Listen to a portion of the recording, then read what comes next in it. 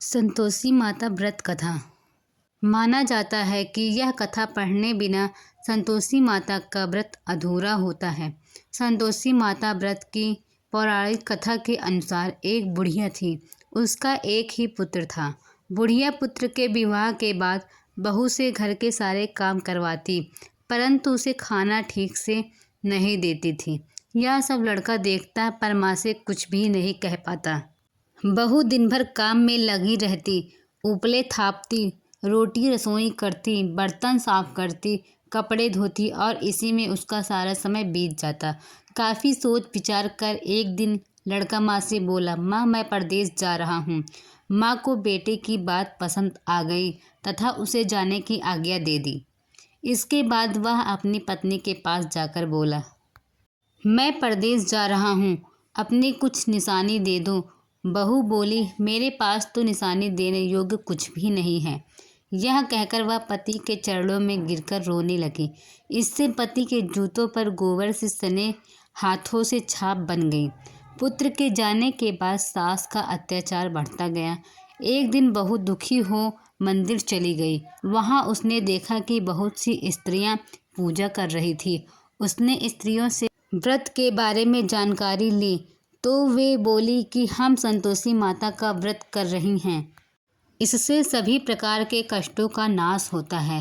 स्त्रियों ने बताया, शुक्रवार को नहा धोकर एक लोटे में शुद्ध जल ले, गुड़ चने प्रसाद लेना तथा सच्चे मन से माँ का पूजन करना, खटाई भूल कर भी मत खाना और ना ही किसी को देना, एक वक्त का भोजन करना। व्रत विधान सुनकर अब वह प्रति शुक्रवार को संयम से व्रत करने लगी। माता की कृपा से कुछ दिनों बाद पति का पत्र आया। कुछ दिनों बाद पैसे भी आ गए। उसने प्रसन्न मन से फिर व्रत किया तथा मंदिर में जाकर अन्य स्त्रियों से बोली, संतोषी माँ की कृपा से हमें पति का पत्र तथा रुपया आया है। अन्य सभी स्त्रियां भी श्रद्धा से व्रत करने लगी। बहू ने कहा, हे माँ, जब मेरा पति घर आएगा तो मैं तुम्हारे व्रत का उद्यापन करूंगी।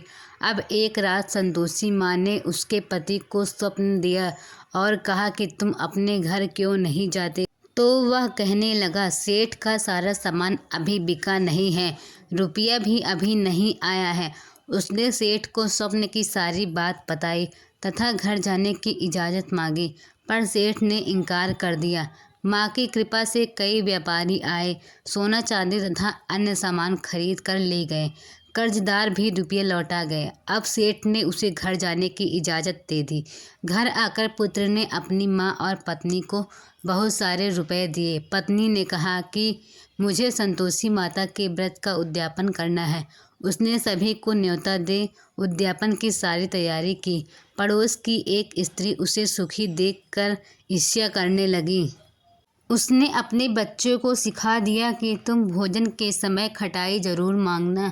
उद्यापन के समय खाना खाते खाते बच्चे खटाई के लिए मचल उठे तो बहू ने पैसा देकर उन्हें बहलाया। बच्चे दुकान से उन पैसों से इमली खटाई खरीद कर खाने लगे तो बहू पर माता ने कोप किया। राजा के दूत उसके पति को पकड़कर ले जाने लगे तो किसी ने बताया कि उद्यापन के पैसे से बच्चों ने इमली खटाई खाई है। तो बहू ने पुनः व्रत के उद्यापन का संकल्प किया। संकल्प के बाद वह मंदिर से निकली तो राह में पति आता हुआ दिखाई दिया। पति बोला, इतना धन जो कमाया था उसका कर राजा ने मांगा था। अगले शुक्रवार को उसने फिर विधिवत व्रत का उद्यापन किया। इससे संतोषी माँ प्रसन्न हुई और 9 माह बाद उसके चांद सा सुंदर पुत्र हुआ। अब सास, बहू तथा बेटा माँ की कृपा से आनंद से रहने लगे। बोलो संतोषी मैया की जय।